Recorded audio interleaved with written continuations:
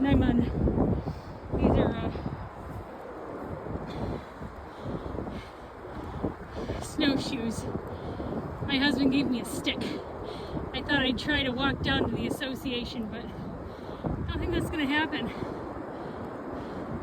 That roar you hear on the other side of me is, it's like Michigan. Just out there. So, pretty fun drive. So this is a private road, and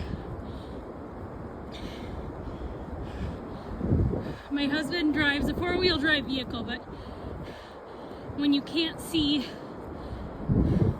the road, I don't think it does you that much good. So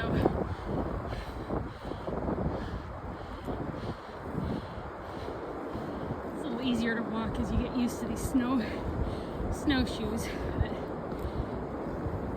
man, these they're supposed to have somebody local come plow us out, but I don't think it's gonna happen.